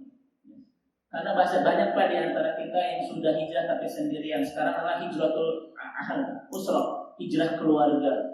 Menjadi keluarga-keluarga yang membangun keindahan dalam ketaatan kepada Rabb. Itu disebut dengan harmonis. Dan itu disebut dengan romantis. Apa arti romantis? Ma'anfil, momen gratis tuh. Jadi bahasa saya jadi kacau. Berarti siapa Bu? Ya, romantis itu Teh Dewi ma'anfil jannah. Bukan kesibukan bersama yang tercinta yang mengantarkan kita bersama sampai ke surga. Itu romantisme. Bahasa Arabnya ma'an fil jannah. Apapun yang kita lakukan bersama orang-orang tercinta yang mengantarkan kita sampai ke surga. Itu yang berapa, Bu? Yang kedua, kebutuhan bagi orang yang hijrah yang disediakan bulan ini yang tidak kita temukan di bulan yang lalu adalah dustur, panduan bagaimana cara berhijrah yang benar. Dan panduan ini kita dapatkan di bulan Ramadan. Tidak ada panduan terbaik bagi siapapun yang ingin lebih baik hubungannya dengan Rabb-nya. Tidak ada panduan yang terbaik bagi siapapun yang ingin memperbaiki dirinya kecuali Al-Quran. Dan Al-Quran turun di bulan Ramadan. Ini panduan terbaik bagi siapapun yang ingin berubah menjadi hamba-hamba lebih baik. Maka keseriusan kita ingin terus bertumbuh menjadi pribadi yang lebih baik. Ciri yang tidak bisa terpisahkan adalah hubungan dia yang begitu dekat bersama Al-Quran. Ibu nulis Facebook My Hijrah My Adventure. Tapi karena falsafah cara baca Al-Quran, itu enggak serius. Keseriusan hijrah kita bukan kata-kata bombastis di media sosial. Mulai hari ini aku sudah hidup bersama Allah. Saksikan aku sudah hidup bersama iman. My Hijrah My Adventure. Tapi baca Al-Quran, alhamdulillah minasyaitonirrajim. Drama Korea main sadaqallahu alazim. Benar tuh. Jadi seserius apakah kita ingin berubah ke arah kebaikan? Seromantis itulah kita bersama Al-Quran. Dan bersama Al-Quran tidak hanya dibaca, tetapi bagaimana cara kita menghafal dan memahaminya. Karena pada akhirnya Al-Quran harus menjadi panduan kehidupan. Coba saya tanya Bapak Ibu, Allah ingin membawa kita kemana? Ke surga. Allah turunkan Al-Quran untuk apa? Untuk mengantarkan kita menemukan rute kita ke surga. Semua ayat-ayat di dalam Al-Quran itu membimbing kita menemukan rute untuk mengantarkan kita ke surga. Pertanyaannya, kalau hidup kita sudah bersama Al-Quran, pasti nggak masa depan kita? Mari Bapak Ibu kita pastikan masa depan akhirat kita. Hidup bersama Al-Quran cara terbaik memastikan masa depan ke surga. Karena memang Al-Quran Allah turunkan untuk mengantarkan kita ke tujuan Allah, mengantarkan kita kemana? Sekarang pertanyaan kedua, kalau hidup kita tidak bersama Al-Quran, pasti nggak masa depan kita? Pasti, tapi tidak ke surga. Betul nggak Pak? Karena nggak mungkin kita menjadi kehidupan tanpa dipandu oleh Al-Quran, tetapi membawa kita ke surga. Itu nggak mungkin itu. Kalau kita tidak menjadikan Al-Quran sebagai panduan mengantarkan kita ke surga, ibu mau pakai panduan apa? Wes, bukan nggak bisa. Nah sekarang pertanyaan terakhir, sudah berapa persen hidup kita dipandu oleh Al-Quran? Itulah sepakat dan setidak layak kita untuk ke surga loh itu. Rumah tangga kita, bisnis kita, harta kita, anak-anak kita, semua dipandu loh oleh Al-Quran. Nah itu apa itu sekalian? Boleh jadi kita baru sekian persen ya Bu ya? Betul nggak? Kita Al-Quran hanya sekedar menghiasi bibir kita dalam tilawah saja, dan membanggakan kita dalam hafalan saja, tetapi tidak menjadi panduan kehidupan. Al-Quran diturunkan bukan sekedar sampai kepada bacaan dan hafalan, tetapi benar-benar memandu kehidupan kita untuk menemukan rute pulang ke surga. Dan itu ada turun di bulan apa, Bu? Bulan Ramadan. Itu kebutuhan bagi yang hijrah, panduan. Dan tidak ada panduan terbaik kecuali panduan yang Allah berikan di bulan Ramadan, yaitu Al-Quran. Saya itu Bapak Ibu, kalau saya lihat Al-Quran, Bu, saya suka bilang begini, ini cara Allah mengantarkan saya ke surga. Suka begitu, Pak. Al-Quran ini kan nikmah azimah, anugerah terbesar dari Allah. Kenapa? Karena akan mengantarkan kita ke kehidupan yang setiap hati orang beriman memimpikan, yaitu surga. Bahkan ketika surga aja neteskan air mata loh surga itu, betul nggak? Coba Bapak Ibu sekalian, sering nggak Bu ketika kita menyebut surga itu kadang mengharu biru di perasaan kita ya? Dan itu Al-Quran itu panduannya loh. Seperti ibu misalnya mau ke mana itu, mau ke alun-alun Bandung, terus menemukan rutenya di Waze itu Bu. Kira-kira bahagianya itu seperti gitu loh. Itu Al-Quran. Jadi saya tuh suka begitu, Pak. Mama ini diajari loh. Saya itu kan kalau menghafal, saya itu Bapak Ibu, ini metode hafal saya. Saya itu dipahami dulu jalan ceritanya. Karena setiap surat ya Pak ya, itu memiliki jalan cerita-cerita masing-masing yang indah. Jadi satu ayat dan ayat kedua itu nanti berkaitan semuanya. Kalau metode menghafal Bapak Ibu banyak metode lah, nanti bisa ditanya sama ustaz-ustaz yang fokus mengajarkan ini ya. Tapi kalau metode saya Pak begitu, saya pahami dulu jalan ceritanya, itu memudahkan saya untuk menghafal. Karena masa kalau belum hafal, kalau belum paham kadang agak sulit dihafalnya itu. Berbeda dengan kita karena hafal tapi tidak paham dulu. Itu khusus untuk ayat sesuatu yang panjang Pak, Al-Baqarah, Al-Imran, An-Nisa, Al-Maidah. Kalau kita tahu runutannya Pak, runutan ceritanya, itu membantu cepat hafal. Nah itu metode dulu ketika saya masih di Al-Azhar begitu ya. Baik. Sekarang yang terakhir Bapak Ibu karena waktu. Kebutuhan yang diperlukan oleh orang-orang yang hijrah yang disediakan bulan ini yang tidak Allah berikan di bulan yang lain adalah tarbiyah, pembinaan. Jadi Al-Quran Ramadan ini menurunkan titik pemberangkatan terbaik, panduan dan pembinaan. Orang yang hijrah itu butuh dibina karena masih rapuh, masih belum stabil ya kan, masih belum bisa istiqomah, harus dibina. Dan Allah membinanya 30 hari. Misalnya kalau ada PNS itu suka ada apa dulu Pak? Sebelum jadi ada latihan tuh apa namanya? Prajab ya Pak ya? Ada prajab dulu, misalnya berapa hari di mana gitu Pak ya? Di training dulu gitu. Dilatih dulu Bapak Ibu. Coba lihat. Ini adalah pembinaan Ramadan kepada orang yang hijrah selama 30 hari. Nah ini. Pertama dibina untuk terus untuk mudah melaksanakan kebaikan. Tarawehnya, ke masjidnya, tilawahnya, sedekahnya, saumnya dibina 30 hari. Dan orang yang terbina sekian puluh hari dalam kebaikan akan menjadi habit, akan menjadi kebiasaan. Sebuah kebiasaan dalam kebaikan diperlukan pengulangan terlebih dahulu. Dalam konsep psikologi itu 25 hari. Maka orang akan terbiasa dalam kebaikan kalau sudah diulang.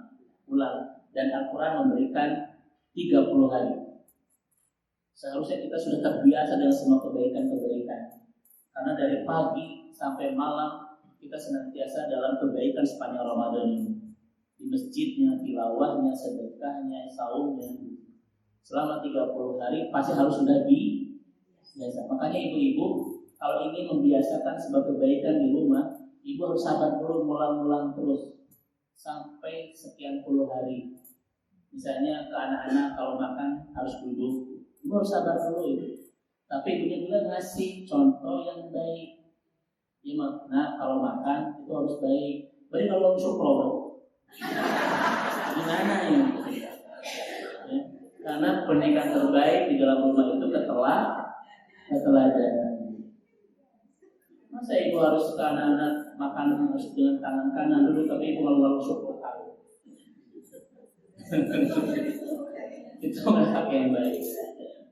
Yang kedua, Ramadan membina kita. Yang kedua apa, Bu? Yang pertama tadi merespon perintah Allah ya. Itu dibina 30 hari. Orang kalau sudah dibina sekian puluh hari ini cenderung Pak itu lebih berhasil untuk jadi kebiasaan. Misalnya ibu-ibu nanti ke anak-anaknya pagi malam tuh cing goswood, kencing gosok gigi, wudhu. Itu udah kebiasaan. Iya, itu anaknya masih kecil ya. Cing goswood. Itu nanti kalau dia sudah diulang-ulang nanti akan biasa. Wudhu, gosok gigi, itu biasa ya. Kalau ke anak-anak cinggo, kalau ke suami jangan cinggo sudah. Saya udah besar. Ayah cinggo sebut. Yang kedua adalah dibiasakan untuk mengendalikan syahwat selama 30 hari.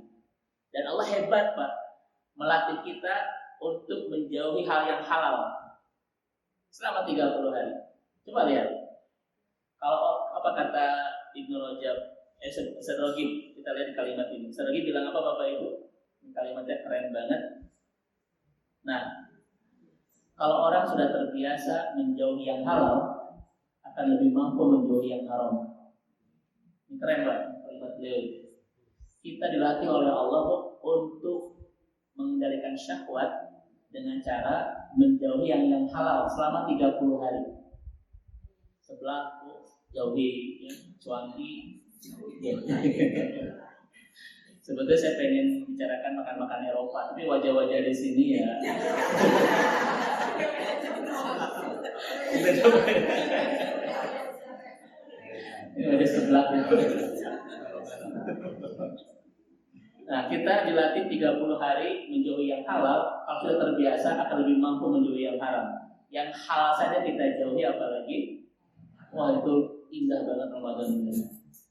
Indah banget. Jadi kalau berhasil, jangankan yang haram, yang halal saja kita akan mudah menjauhi. Dan yang terakhir Bapak Ibu sekalian, pembinaan yang diberikan Ramadan ini tadi pembinaan merespon perintah ya. Kedua pembinaan mengendalikan syahwat. Karena orang-orang berhijrah itu orang-orang yang keluar dari dunia syahwat. Kadang rindu kembali lagi itu, ya kan? Orang yang baru keluar dari dunia syahwat itu. Biasanya syahwat mengajak kita kembali enggak? Mengajak, maka dibina langsung oleh Ramadan 30 hari.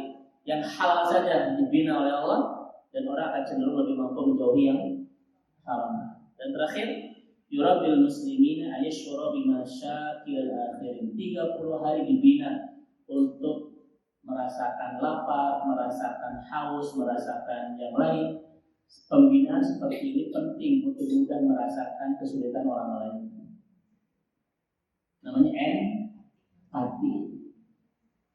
Orang nggak mungkin bisa berempati terhadap masalah orang lain kalau beliau belum bisa merasakan bagaimana rasanya tidak punya makanan, kesusahan, sebagainya. Jangan bermimpi kita menjadi orang-orang berempati ketika tidak dapat pembinaan seperti ini, apa ya?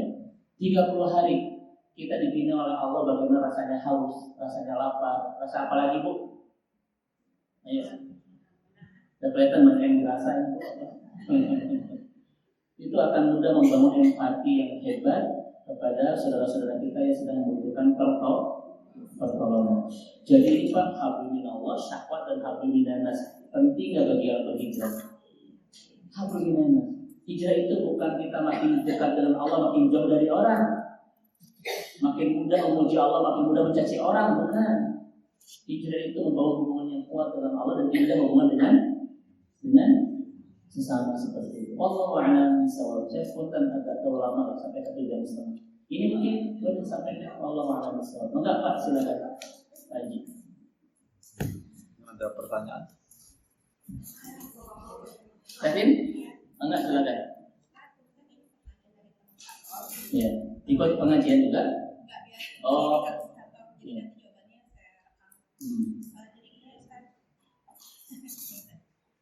Dia tuh kerja di satu instansi yang dimana instansinya tuh ketat Ustaz. Jadi setiap staf karyawan yang yang tidak masuk kerja, yang sakit, yang apa itu ada potongan gaji. Nah, jadi karena saking ketatnya ada potongan gaji, dan ternyata potongan gaji itu akan digunakan untuk acara buka bersama. Nah, pertanyaannya ini hukumnya seperti apa? Karena takutnya kan ada orang yang dia tidak ikhlas potong gajinya karena mungkin alasan aruzul gitu. Nah, jadi pertanyaannya, bolehkah kita menggunakan uang yang dari potongan gaji itu digunakan untuk berbuka puasa? Hukumnya seperti apa?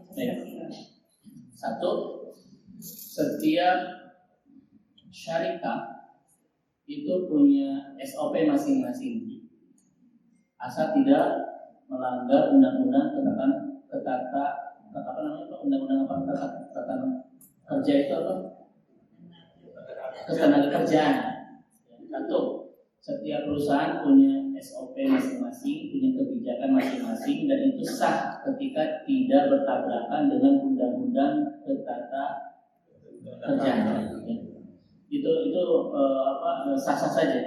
Kalau nanti berbenturan bahkan melanggar aturan undang-undang, itu nanti kena sanksi dari pemerintah, dari negara kan. Sepanjang itu tidak bertabrakan, sah-sah saja.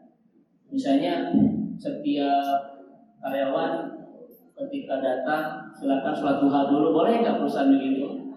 Boleh itu, karena tidak ada aturan melarang untuk tidak sholat ya ketika sudah masuk jam kantor misalnya. Selama tidak bertabrakan dan undang-undang itu disahkan.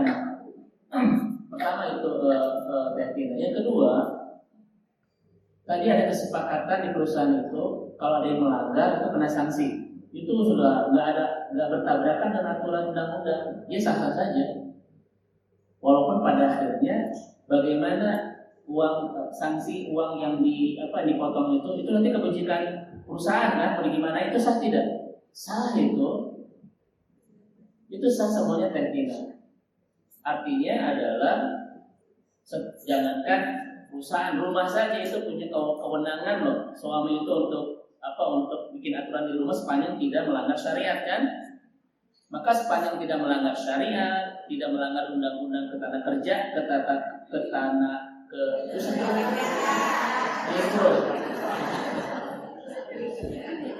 itu sah-sah saja kebijakan apapun. Kata pimpinan nanti yang melanggar ini potong gaji, sah tidak? Itu sah. Tidak ada pelanggaran undang-undang. Yang berprestasi dapat bonus, yang melanggar dapat sanksi, itu sah dalam undang-undang kok. Dan undang-undang itu pada akhirnya suka tidak suka harus ikut aturan, ya kan? Apakah semua karyawan yang dipotong gaji dari melanggar itu semuanya ridho? Tidak bisa. Harus ridho semuanya. Kalau sudah aturannya begitu, ridho tidak ridho harus kita ikuti, ya kan? Karena itu adalah aturan dan kebijakan yang dibikin oleh sebuah perusahaan. Malah ini bagus. Jadi uang yang dipotong itu dipakai untuk kebaikan, itu malah bagus. Jadi amal soleh kan begitu. Jadi jangan sampai karena tidak ridho berarti misalnya dia berarti tidak berkah tuh pemotongannya, ya nggak bisa. Kitanya aja yang harus menyadari diri, saya tidak boleh melanggar. Tapi ketika saya melanggar saya harus siap disanksi. Itu bangun mental seperti itu, ya kan? Sepanjang aturan itu tidak bertabrakan, tidak bisa ini menjadi berkah gara-gara karyawan tidak berkah gara-gara tidak ridho, dia nggak bisa. Dia sendiri yang memang tidak boleh melanggar dan dia harus bertanggung jawab dan menerima konsekuensi dari sebuah pelanggaran kan begitu. Malah ini bagus. Uang-uang yang dipotong itu dipakai untuk buka bersama, sah-sah saja kalau itu sudah menjadi kebijakan sebuah perusahaan. Begitu. Wallahu a'lam. Ada yang lain Bapak Ibu sekalian? Pak, mungkin ada yang bisa nambahin ini Pak, jawaban dari Pak Tina ini terkait dengan yang barusan. Mungkin Bapak-bapak ada yang paham dengan undang-undang yang tadi itu, pemotongan gaji begitu Pak. Secara syar'i tidak ada masalah sih sebetulnya. Tapi secara undang-undang bagaimana ini? Atau sama-sama saja ya Pak, begitu ya Pak ya? Sah-sah aja sih tadi. Itu ya. Pak silakan. Tadi yang berkaitan dengan ahli surga di awal tausiah tadi itu langsung ambil contoh sebenarnya gini, ada orang yang itu bapak itu sholatnya nggak sah karena nggak bermandilah misalnya gitu. Nah tapi masalahnya adalah kalau sekiranya tidak tahu bahwa harus bermandilah, artinya kan dia sebenarnya nggak salah. Seperti halnya saya kalau saya pernah bergaul tentang berkaitan dengan apa jadi imam, yaitu misal kalau ada 2 orang, makmum dan imam bermakmum, kemudian ada tanya imamnya adalah apakah wasa, apakah bisa. Nah, kalau si makmum tidak tahu, imam juga nggak bisa. Tapi kalau makmumnya tidak tahu, itu salah, maka dia harus pulang yang makmum. Nah, artinya kembali ke tadi visi bahwa kalau dia tidak tahu, maka dia tidak apa-apa, artinya dia tidak berdosa. Nah itu bagaimana? Artinya kan, artinya sebatas mana dia, berarti dia bisa aja beribadahnya tuh salah-salah, karena dia memang tidak apapun dia kenapa salahin, masalah misalnya tidak berusaha mencari ilmu itu. Ya, terima kasih. Kalau tidak salah ini fatwa saya bin Baz. Orang kalau tidak paham itu tidak ada ukubah, tapi dia berdosa ketika tidak mencari ilmu. Ya, kenapa? Karena seorang muslim dia itu harus ibadahnya benar, supaya termasuk tata cara, dan itu semuanya ada di kewajiban bertolakul ilmu. Dia salah karena tidak tahu, itu dia lesan dari iqab, maka memang tidak ada hukuman dari Allah Subhanahu wa taala, dia tidak tahu, tapi dia berdosa ketika tidak mencari tahu atau tidak belajar ilmunya, Pak. Ngaji seperti ini saya tanya Bapak ini wajib nggak, Pak, bagi seorang muslim? Nabi mengatakan thalabul ilmi fardhun ala kulli muslim. Tapi ada seorang ustaz terlalu semangat, thalabul ilmi fardhun ala kulli syai'in qadir. Kalau semangat juga. Eta hadis ucap ayat juga. Nah ini harus dibantu Bapak kesadaran menuntut ilmu seperti ini, karena bukan sekedar selera, bukan sekedar hanya karena ada ruang, ini sebuah kewajiban ya Pak. Kenapa? Karena semua aktivitas ibadah dia bersumber dari sini kan, dari bagaimana cara dia bertolabul ilmi. Maka kata saya bebas, maka tidak ada ukubah untuk ketidaktahuannya, tapi dosa ketika tidak belajar. Jadi seperti itu. Ya, wallahu a'lam.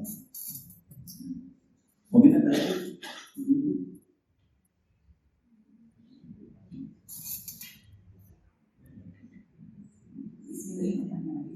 Pak Ustaz, tadi saya agak terlibat dengan kalimat ketika Allah sudah mencintai hambanya, maka ada hambanya itu selamat dunia akhirat dan masuk surga, maka diberi pemahaman tentang agama. Ya, agama itu urusan agama.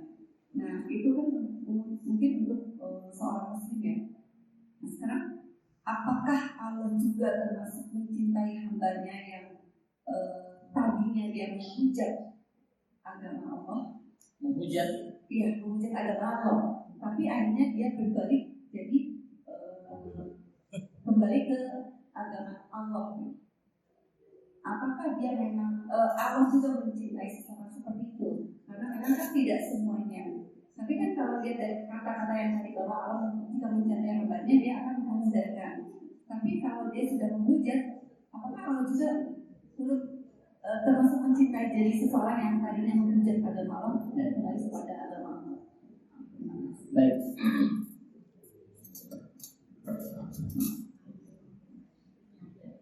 Kalau kita melihat terkait dengan konsep Ar-Rahman dan Ar-Rahim yang dibadah oleh semua ahli tafsir, kalau Ar-Rahim itu adalah Ar-Rahman itu ya, Ar-Rahman itu adalah rahmatul ammah. Kalau Ar-Rahim rahmatul khassah. Semua yang Allah ciptakan di muka bumi ini mendapatkan rahmatnya. Namanya Ar-Rahman, itu namanya rahmatul ammah. Rizkinya, apanya itu semua dikasih, semua dijaga oleh Allah Subhanahu wa taala. Itu namanya Rahman. Tapi Pak Ar-Rahim, kalau kita lihat dalam Al-Qur'an ini namanya rahmatul khassah. Hanya Allah berikan kepada hamba-hamba yang beriman kepadanya. Jadi ada nikmat, ada rahmat umum, ada rahmat khusus. Contoh misalnya rahmat umum dalam Al-Quran, Allah jaga dia di siang dan malam dengan segala kebutuhannya. Itu semua dapat itu, baik mukmin maupun kafir, baik taat maupun maksiat, semuanya dapat semuanya. Tidak ada gara-gara dia itu kafir kemudian dia Allah tidak kasih rezekinya, ada enggak? Enggak, semua itu wama min dabbah, sampai binatang melata saja Allah jamin gitu ya. Itu janji Allah dalam Al-Qur'an. Tapi namanya itu rahmatul ammah. Ada juga rahmatul khassah. Dalam Al-Qur'an disebutkan Allah keluarkan dia dari dhulumat ila nur, dari kegelapan menemukan cahaya. Itu namanya rahmatul khassah, rahmat khusus. Ya. Jadi kalau orang dapat hidayah itu bukti kasih sayang Allah, tapi sifatnya khassah. Tidak semuanya dapat. Makanya kalau dunia itu rahmatul ammah. Dunia ini kan rahmatul ammah, semuanya dapat. Sementara hidayah, iman, nikmat ibadah itu namanya rahmatul khassah. Hanya Allah berikan kepada orang-orang beriman terpilihnya ini. Sebagaimana Nabi sampaikan di hadis riwayat Ibnu Abi Syaibah, "Innallaha yu'ti dunya man yuhibbu wa man lam yuhib, walakinnallaha la yu'ti iman illa man ahad." Kan begitu kata Nabi. Nah, jadi semuanya dapat kasih Allah semuanya. Tidak ada makhluk di muka bumi ini yang tidak mendapatkan kasih Allah. Semuanya dapat. Memang itu janji Allah dalam Al-Qur'an kan. Aku ciptakan, aku jaga semuanya kata Allah dengan rahmatku. Namun kita mah spesial banget mendapatkan banyak rahmat-rahmat khusus yang tidak Allah berikan ke sembarangan makhluknya. Di antaranya adalah nikmatul hidayah. Nikmat hidayah. Ini khusus kepada hamba-hamba yang terpilihnya saja. Nah, orang-orang yang tadi kan ada Ustaz, ada orang yang misalnya dia musyrik, dia ateis, dia menghina Allah, punya anak, bla bla bla gitu ya. Coba Allah itu halim ya. Kalau kita mah tidak akan pundung gitu ya. Maksudnya Allah selalu punya banyak cara untuk menjadikan hamba-hamba tersebut mendapatkan hidayah ketika memilihnya. Jadi gara-gara Allah tuh gara-gara misalnya dihujat, kemudian Allah tuh pundung gitu ya, iman gitu ya. Itu nggak berlaku bagi Allah karena Allah punya nama Al-Halim. Allah yang tidak akan marah, Allah yang tidak akan langsung membalas gara-gara sebuah kemaksiatan seorang hamba. Banyak gak Bu orang-orang yang tadinya menduakan Allah, menghinakan Allah bahwa Allah punya anak, bla bla bla, bahkan tidak percaya Allah mau dapat hidayah. Itu banyak, itu kayak sayang Allah. Kan begitu ya. Walaupun sebelumnya pernah tadi itu Bu, tidak hanya menghujat kok, menyebut Allah punya anak itu penghinaan luar biasa kepada Allah. Betul nggak Bu? Allah disamakan dengan manusia. Apa kata orang Nasrani? Isa bin Maryam ibnullah. Isa itu anak Allah. Apa kata orang Yahudi? Uzair itu ibnullah. Uzair itu anak Allah. Itu penghinaan terbesar bagi Allah. Jadi harusnya alam semesta ini goncang itu menghina begitu sama Allah Subhanahu wa taala.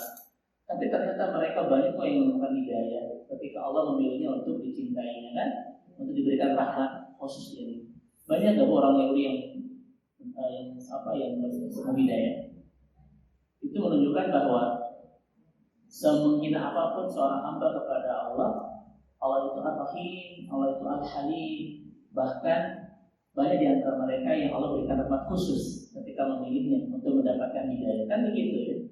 Kalau saya mungkin, saya mau dibeladain naon untuk diantar gitu.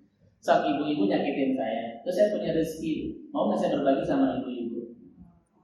Kalaupun mau, berat atau ringan? Boro-boro mere nanti ke Maryam. Kan begitu. Tapi itu tidak berlaku bagi Allah Subhanahu. Betapa banyak yang membenci Allah ketika zaman seperti Umar bin Khattab dan sebagainya, tetapi pada akhirnya menjadi hamba-hamba yang sangat mencintainya. Itu kalau Allah sudah menggerakkan dan memilihnya untuk mendapatkan rahmat khusus. Seperti itu ya Bu ya. Allah itu ini betul-betul ilmu Allah yang kita tidak bisa menjangkau. Kenapa ini dapat hidayah, kenapa ini tidak? Tugas kita adalah tebar hidayah sebanyak-banyaknya. Kita tidak bisa memilih siapa tolong diajak sebenarnya mau saya dapat hidayahnya, itu bukan urusan kita ya Bu. Tetangga ini tolong diajak karena saya dapat hidayah sebenarnya mau ini. Itu nggak bisa. Tugas kita bukan memikirkan siapa yang berhak dan tidak berhak mendapatkan hidayah. Tugas kita adalah menebar hidayah ke sebanyak-banyak hamba-Nya. Nanti Allah punya ilmu tersendiri untuk memilih siapa yang dapat hidayah, siapa yang tidak. Betul-betul ilmu ini di luar jangkauan ilmu kita. Semuanya urusan Allah. Kadang keluarga kita nggak dapat. Keluarga Nabi kan saya bilang kita tebar hidayah semaksimal mungkin ke semua orang. Tapi pada akhirnya siapa yang akan menyambut dan tidak, itu betul-betul rahasia besar ilmu Allah, dan kita tidak sampai memikirkan ke sana. Contoh, kalau logika seharusnya keluarga Nabi semuanya dapat itu loh. Tapi ternyata istri Nabi Nuh, anak Nabi Nuh, istri Nabi Nuh kan ya, Allah itu. Tapi ternyata dari keluarga-keluarga yang notabene misalnya kafir, muncul orang-orang dapat hidayah. Ya kan? Allah itu yang Masya Allah. Itu kita tidak punya kemampuan untuk memikirkan itu. Tugas kita sekarang mah semua ajak dalam kebaikan. Maka keluarga kita, tetangga kita, tebar hidayah sebanyak-banyaknya. Nanti biarlah Allah yang memutuskan. Kan begitu ya. Cuma bantu dengan doa, ihdina, tunjukkan kami. Kami kan semua ihdina siratal mustaqim. Tunjukkan kami ke jalan hidayahmu yang lurus itu kan. Jadi sebarkan dan doa semua orang dapat hidayah. Doanya ini kan yang kita baca seulang-ulang. Tapi pada akhirnya siapa yang dapat yang tidak, betul-betul hak prerogatif. Itu ya. Allah. Ada lagi? Untuk doa. Baik Bapak Ibu yang dirahmati Allah, kita sebetulnya ingin sampai menjelang asar ya Bu ya, tapi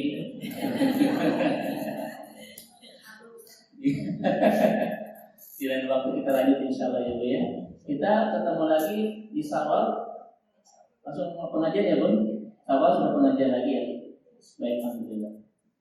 Kita meneruskan saja ya yang belum selesai di kajian-kajian rutin kita insya Allah. Mudah-mudahan Allah terus berikan keistiqomahan kepada kita, mengisi sisa usia kita dengan salah satu aktivitas terbaik yaitu bertolabul ilmi.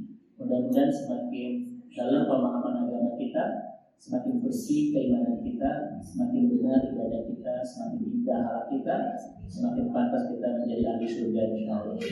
Mari Ibu dan Bapak kita berdoa sejenak, diawali dengan kalimat hamdalah seindahnya. Alhamdulillahirabbil alamin. La ilaha illa anta wal hayyul qayyum wa atubu ilaik. Ya Allah, ya Rahman, ya Rahim, ya Aziz, ya Ghafar, di rumahmu yang penuh berkah ini disaksikan hamba-hamba ahli surga ini. Dan ribuan malaikatmu kami lanjutkan doa-doa terbaik. Mudah-mudahan Kau yang maha baik mengabulkan doa-doa terbaik kami dengan pengabulan terbaik. Kami mohon kepadamu, jadikan Ramadan tahun ini Ramadan terbaik dan terindah sepanjang hidup kami. Ramadan yang bisa menghapus segala kealfaan, kesalahan dan kehilafan kami, yang bisa mengabul segala hajat, doa dan permintaan kami, yang bisa mengakhiri segala kesedihan, kesulitan dan air mata kami, juga bisa mengawali segala kisah kebaikan, keberkahan dan kebahagiaan kami. Mudah-mudahan Ramadan yang sedang menyapa kami dengan segala keluar biasaannya ini mensakinahkan pernikahan kami, mempertemukan kami dengan jodoh terbaik pilihanmu, mensolehkan keturunan kami, memberkahkan harta kami, mengistiqomahkan ketaatan kami dan keluarga kami, dan melayakkan kami untuk mendapatkan hasanah di dunia dan hasanah di akhirat. Andaikan ini Ramadan terakhir buat kami dan Engkau tidak mengizinkan tahun-tahun mendatang pertemukan kembali, maka kami mohon kepadamu ya Allah, jadikan Ramadan tahun ini Ramadan yang semakin mendekatkan kami ke pintu surga.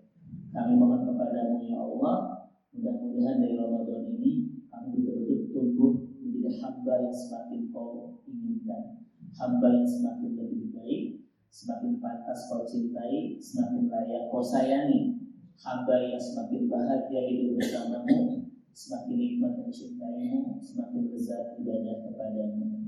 Oleh karena itu terus istiqomahkan kami dalam ketaatan sampai akhir Ramadan, Berikan kami bimbingan dan kekuatan untuk mempersembahkan karya-karya amal soleh terbaik dan terhebat kami, agar kami menjadi hamba-hamba semakin kau cintai, semakin layak mendapatkan keberkahan di dunia, dan semakin layak kau bahagiakan kelak di surga. Rabbana taqabbal qiyamana tilawatana wa qul a'malina fi syahri Ramadan. Rabbana atina fid dunya hasanah wa fil akhirati hasanah wa qina adzabannar. Mohon maaf Ibu dan Bapak, mudah-mudahan terus istiqomah mempersembahkan karya-karya amal soleh terbaik sampai akhir Ramadan. Assalamualaikum warahmatullahi wabarakatuh.